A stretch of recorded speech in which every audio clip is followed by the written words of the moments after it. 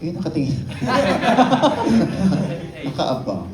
Hindi, gusto ko lang itanong kung hindi ba dumating itong opportunity na to, eh, nagkaroon ba kayo ng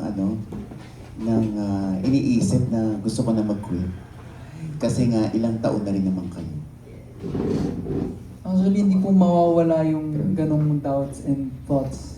Lalong-lalo na magpa 5 years na rin po kami. Mhm. Maraming ilang beses na rin po namin napag-usapan na what if mag-focus na lang kami sa sarili-sarili namin mga career, or baka merong tamang mga opportunities for each members.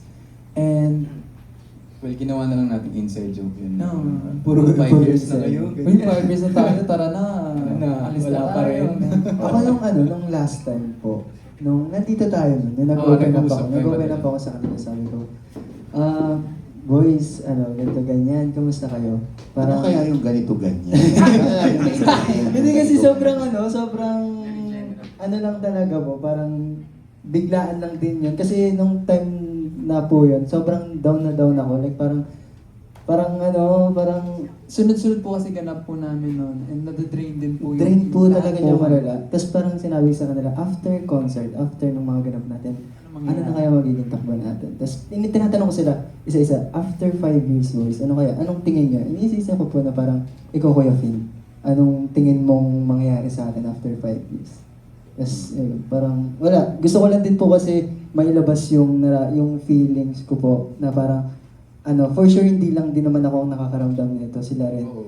Yeah, tapos yan, sunod-sunod lang, God say, Sam, pre, alam mo, ako rin nung time na to. Actually, naramdaman ko siya. Sabi ko, bakit tatanong to ng ganito? Sabi ko, siguro nararamdaman niya rin yung nararamdaman ko ngayon na, 5 years na, saan na tayo? Ano nang gagawin natin? Ano nang mangyayari sa atin? Tapos, paulit-ulit sa amin yung sinasabi siguro ni Lord na, wag kayong susuko, eto sa inyo, Japan. Ganun.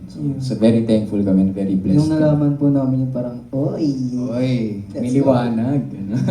Isa po sa mga parang binigay sa amin yung Japan. Pero ang dami pa rin pong ibang blessings na after ng concert, sunod-sunod din talaga yung iba pang mga ganap Yeah. na binigay sa amin. And parang sign po siya na kung iniisip nyo na tapos na to, ganyan-ganyan, marami pang pwedeng mangyari, marami pang pwedeng opportunities na ibibigay sa amin. So, yun. Okay, so next question. Kung hindi ba kayo pinagbabawalan na mag-girlfriend? Ay! Hindi naman po sa hindi pinagbabawalan, pero parang mas ano po kami, parang ina-encourage po kami na mas mag-focus sa career. Siyempre, lilipad po kami sa ibang bansa, marami pong ganap. So, mas pinipili din po namin na mas mag-focus sa career instead na, makipag-mingle. So ano outlet nyo? Ano po? Maglaro ng mobile games. Yeah. Tsaka mag-live. Okay, live. Nagla-live ako. Hindi naman siguro masama, hindi rin maiwasan magkaroon ng crush. So, Ay! nagkaroon kami ng crush, ganyan. Happy crush. Follow-up question daw. Sinong crush mo? Ayun. Actually, ka-concert lang, it's si Ryujin. Ay, gumanon eh. And XG Jurin. Dumalawa Malawang crush eh. Dalawa pala, sorry. Daming crush eh. Okay, Ryujin na lang. so may sinusunod ba kayong timbang or figure?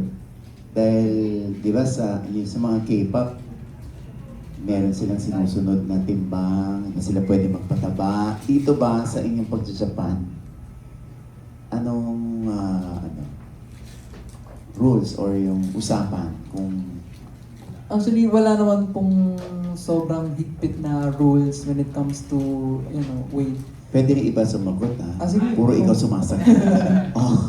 Ako, personally po kasi, nag-training po ako sa Korea. And win-away kami every week. Tapos if hindi mo ma-meet yung goal mo, magkakaroon ka ng penalty or paparusahan ka ng exercises, gano'n. Oh. And it's one thing na kinahahanga ako dito sa P-pop industry, especially dito sa Cornerstone, na hindi ka naman encourage, hindi ka naman strict. Kumbaga, encourage ka lang kung saan ka comfortable when it comes to your body, kung saan ka confident.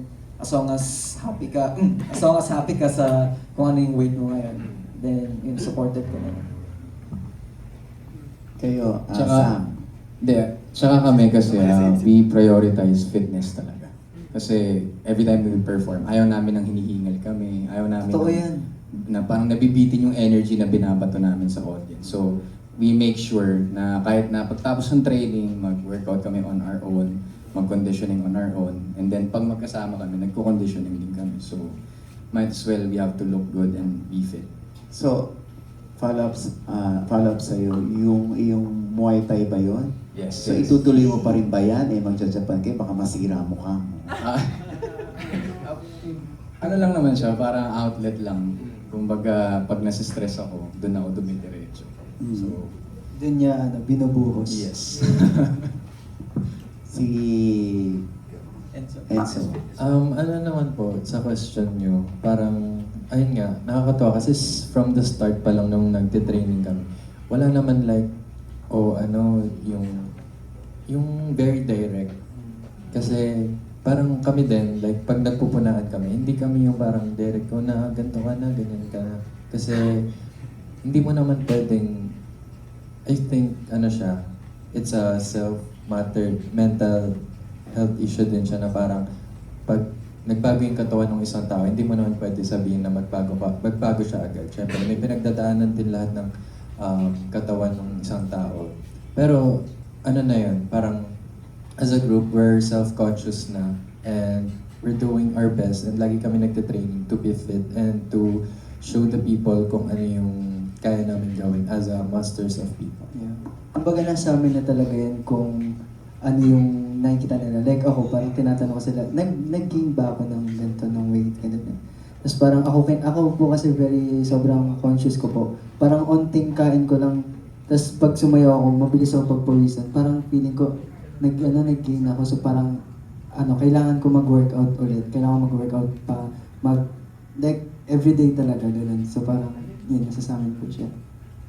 Last question. Dahil hindi man makakaila na magagandang lalaki kayo, nakatanggap na rin ba kayo ng indecent proposal mula sa mga bading?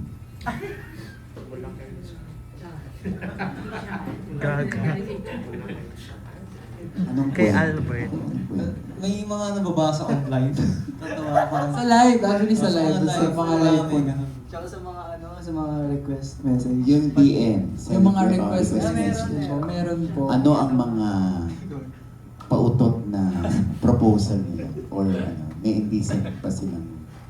Ano ba? Siguro yung ang pinakamalala naman po sa akin is yung parang nag-request na pwede ka bang mag-send ng ganito o ganyan. Pero nasa request po siya, hindi ko siya sinisin eh. Hindi ko Ano yung ina-accept ganito yung ganyan? mag-send ng